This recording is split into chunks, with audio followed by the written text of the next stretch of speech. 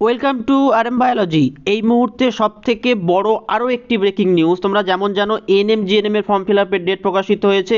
ঠিক 5 মিনিট আগে কিন্তু জেন পাস ইউজি 2024-এর ফর্ম ফিল আপের ডেট প্রকাশিত হয়েছে, সাথে এলিজিবিলিটি ক্রাইটেরিয়াও বলে দেওয়া হয়েছে। সব কিছু জানতে হলে ভিডিওটি শেষ পর্যন্ত দেখো, এবং যারা চ্যানেলে নতুন, চ্যানেলটি অবশ্যই করে সাবস্ক্রাইব করে নাও। আমি তোমাদের দুদিন আগে একটি ভিডিও দিয়েছিলাম যেখানে আমি অফিসিয়াল কল রেকর্ড তোমাদের কিন্তু শুনিয়েছিলাম।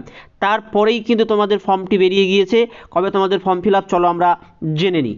দেখো, online application with payment of fees সেটা শুরু হচ্ছে 22 তারিখ থেকে।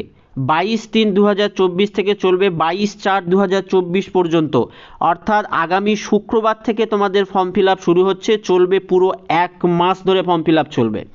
অর্থাৎ 21 তারিখে এএনএম জিএনএম এর ফর্ম ফিল আপ হচ্ছে, তার ডিটেলস আমি অলরেডি আপলোড করে রেখেছি। যারা এখনও দেখোনি, আই বাটন ডেসক্রিপশন বক্স থেকে দেখে নাও। এবং তোমরা এই যে 22/3 থেকে 22/4 পর্যন্ত ফর্ম ফিল আপ করবে, সেখানে কোনো অনিচ্ছাকৃত ভুল হয়ে গেলে সেই ভুলটা তোমরা কারেকশান করতে পারবে। অর্থাৎ কারেকশান উইন্ডো চলবে 24/4/2024 থেকে 26/4/2024 পর্যন্ত।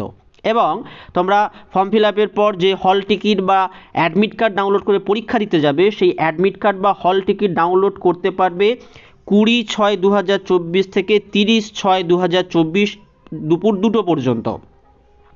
এবং দেখো, ডেট অফ এক্সামিনেশন কবে আছে? 30/6/2024 রবিবার আছে। এখনও পর্যন্ত এই ডেটটাই আছে। যদি কোনো ডেট পরিবর্তন হয় তোমরা এই চ্যানেলেই পেয়ে যাবে, তাই অবশ্যই চ্যানেলটি সাবস্ক্রাইব করে রাখো। তোমরা প্রত্যেকেই জানো যারা জেন পাসের প্রিপারেশন নাও, যে জেন পাসের 2টো পেপার রয়েছে। একটা পেপার হচ্ছে পেপার 1, যেখানে আছে বিএসসি নার্সিং এবং বাকি যে বিএসসির প্যারামেডিক্যাল কোর্সগুলো হয় সেটাই পেপার 1-এ আছে। সেই পরীক্ষাটি হবে কিন্তু 11টা থেকে 12:30 পর্যন্ত। পেপার 2, যেটা হচ্ছে বিএইচএ কোর্সের জন্য, শুধুমাত্র বিএইচএ কোর্সের জন্য যে পেপারটা, সেই পেপারটা কিন্তু হবে 2টো থেকে 3:30 পর্যন্ত। অর্থাৎ তোমাদের যে টাইম টেবিল প্রকাশিত হয়ে গেছে, তোমাদের ফর্ম ফিল আপ শুরু হচ্ছে কিন্তু 22/3/2024 থেকে।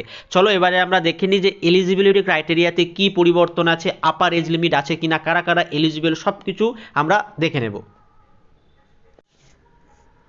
দেখো, এবারে আমরা এলিজিবিলিটি ক্রাইটেরিয়া দেখে নেব। জেন পাস ইউজি যে ইনফরমেশন বুলেটিন প্রকাশিত হয়েছে, সেখানে 3.2-তে এলিজিবিলিটি ক্রাইটেরিয়া বলা হয়ে গেছে, স্পষ্ট এলিজিবিলিটি ক্রাইটেরিয়া রয়েছে। দেখো, eligibility criteria for admission: gender, only female candidates are eligible for admission in BSc nursing course in government college under JENPAS UG 2024। অর্থাৎ ঠিক গত বছর যেমন ছিল, শুধুমাত্র সরকারি যে নার্সিং ইনস্টিটিউশনগুলো আছে সেখানে শুধুমাত্র ফিমেল ক্যান্ডিডেটরাই বিএসসি নার্সিং পড়াশোনার সুযোগ পাবে। Female candidates are eligible for admission in BSc nursing course in private college under JENPAS UG. However, there are few private colleges meant for male candidates only. অর্থাৎ যারা female candidate আছো, তোমরা government কলেজেও সুযোগ পাবে এবং তোমরা প্রাইভেট কলেজেও সুযোগ পাবে। এবং কিছু প্রাইভেট কলেজ আছে যেগুলো শুধুমাত্র মেলদের নেবে, কিছু প্রাইভেট কলেজে। সেটা যখন লিস্ট প্রকাশিত হবে তোমরা এই চ্যানেলেই পেয়ে যাবে, সেটা দেখে নিও এবং চ্যানেলটি সাবস্ক্রাইব করো তার জন্য।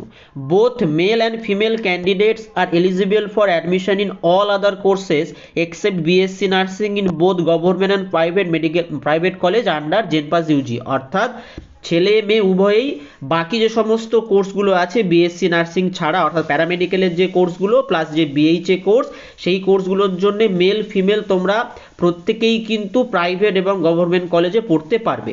এবারে যদি আমরা আপার এজ লিমিটের কথা দেখি, দেখো আপার এজ লিমিটের মধ্যে নার্সিংয়ের জন্য কোনো আপার এজ লিমিট নেই, যেটা আমি অলরেডি অনেকদিন আগেই তোমাদের বলেছিলাম যে নার্সিং কর্তৃপক্ষ বা নার্সিং কাউন্সিল অফ ইন্ডিয়া কি করেছে, যে আপার এজ লিমিট রাখছে না। এবার ভিভিএসও যে কোর্সটা আছে তার জন্য আপার এজ লিমিট কিন্তু 35 করা হয়েছে। বিপিটি বিওটির জন্য কোনো আপার এজ লিমিট নেই।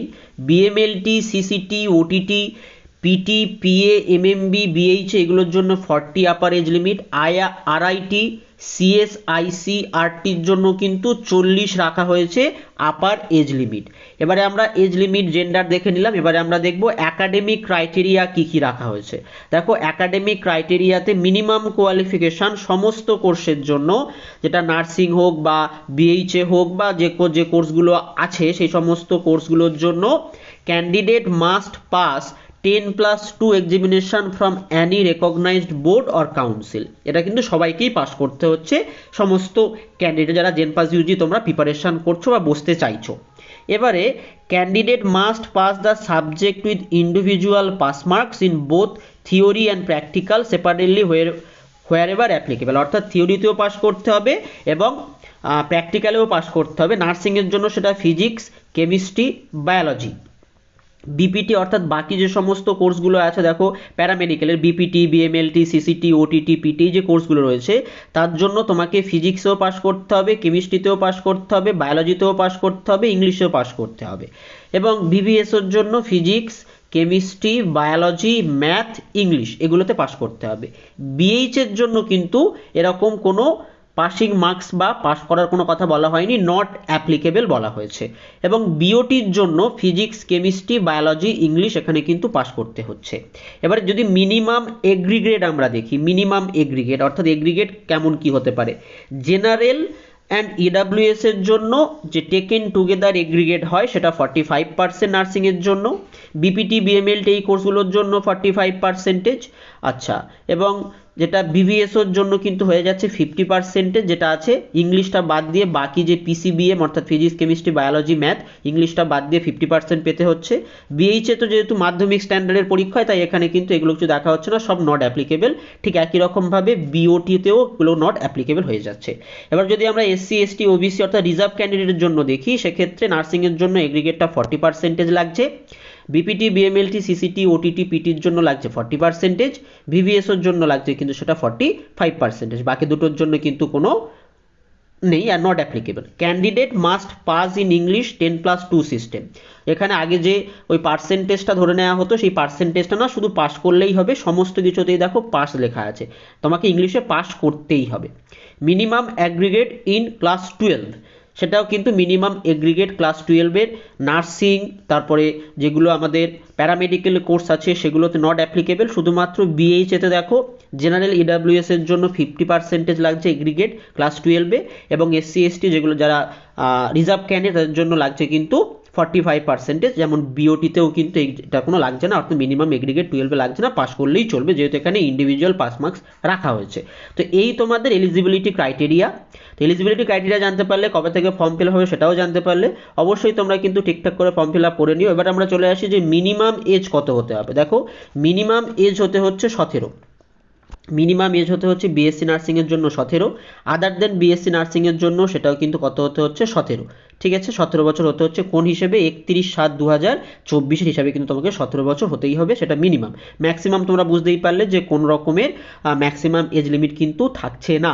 এবার এখানে বলা ভালো তোমাদের যে কত নাম্বারের পরীক্ষা। দেখো বিএইচে যে পেপার 2 পরীক্ষাটা হয় সেই পেপার 2তে 115 নম্বরের পরীক্ষা হয়, ফিজিক্যাল সায়েন্সে 35, ম্যাথামেটিক্সে 20, জেনারেল নলেজে 20, বেসিক ইংলিশ 20, লজিক্যাল রিজনিংয়েও কিন্তু 20 নাম্বার থাকে। এবারে হচ্ছে যদি আমরা পেপার 1-এ চলে যাই, অর্থাৎ যেটা নার্সিংয়ের পেপার, সেখানে 25, 25, 25 এগুলো হচ্ছে পিসিবি অর্থাৎ ফিজিক্স, কেমিস্ট্রি, বায়োলজি, এবং বেসিক ইংলিশ, লজিক্যাল রিজনিং মিলিয়ে হচ্ছে 20 করে 40, এখানেও কিন্তু 115 নম্বর পরীক্ষা হবে। অর্থাৎ দুটো পেপারেই তোমাদের 115 নম্বর করে পরীক্ষা হবে। তো পেপার 1 হবে 11টা থেকে 12:30, পেপার 2 হবে কিন্তু 2টো থেকে 3:30। তো এতগুলো কোর্স আছে দেখো, বিএসসি নার্সিং, বিপিটি, বিএমএলটি, ঠিক এতগুলো কোর্স রয়েছে। তো এরকম ইনফরমেশন বুলেটিনটা কিছুক্ষণ আগেই প্রকাশিত হয়েছে। যারা চ্যানেল নতুন, চ্যানেলটি অবশ্যই করে সাবস্ক্রাইব করে দিও এবং বেল বাটনটি কিন্তু বাজিয়ে দিও যাতে এরকম নোটিফিকেশন সব থেকে আগে সবার আগে পাও।